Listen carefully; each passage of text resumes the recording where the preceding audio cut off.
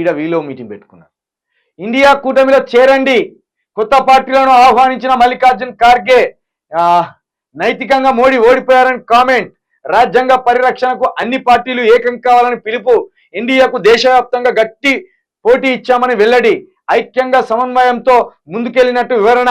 BJP fascist పరిపాలనకు వ్యతిరేకంగా పోరాటం ఆపబోమన్న కాంగ్రెస్ చీఫ్. వాళ్ళు నీ చేతికి వచ్చిన కష్టం ఉంటుంది పాలన, వాళ్ళ చేతికి పోయిన కష్టం ఉంటుంది. కాకపోతే వాళ్ళ చేతిది ఇంకో కొంచెం అరాచకం. బీజేపీ మత విధానం ఏదైతే ఉన్నదో అది అరాచకం. అంటే పేరుకి మతాన్ని ముందడం పెట్టడం వల్ల దేశంలో ఉన్న ప్రజలు సెన్సిటివ్ అవుతారు. ఎందుకంటే దేశంలో మెజారిటీ పీపుల్ హిందుత్వంలో ఉన్నారు కదా, వాళ్ళను సెన్సిటివ్ చేస్తూ వాళ్ళను భావోద్వేగాలకు గురి చేస్తూ బీజేపీ వీళ్ళ రాజకీయ పబ్బం గడుపుకునేది. కాంగ్రెస్ తోటి పోల్చుకుంటే బీజేపీ చాలా అరాచకం. కాంగ్రెస్ పార్టీ శుద్ధపూసో నీతివంతమైన పార్టీ అనలేం, కానీ బీజేపీ కంటే కొంత నయం. కాబట్టి మీరు గట్టినా వాళ్ళు గట్టినా, వాళ్ళ చేతికి పోయినా మీ చేతికి పోయినా గట్టినే ఉంటుంది.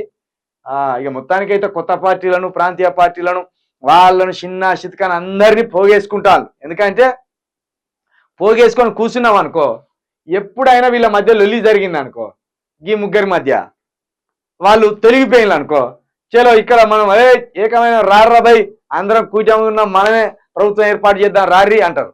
అందుకే ఇప్పుడు బలం పోగేసుకుంటుంది అన్నట్టు ఇండియా కూటమి బలాన్ని పోగేసుకొని చూస్తుంది. ఇప్పుడు ఇక ఏది బలాన్ని పోగేసుకొని ఎప్పుడు అవకాశం వస్తా అని చూస్తుంది. అవకాశం రాగానే దెబ్బ కొడతారు, మోడీని దించేస్తారు, వీళ్ళు అవుతారు. దయచేసి ఇండియా అనే పేరును తీసేసిండ్రు, ఇండియా అనే పేరునే పెట్టండి. ఇండియా అంటేనే చాలా బాగుంది.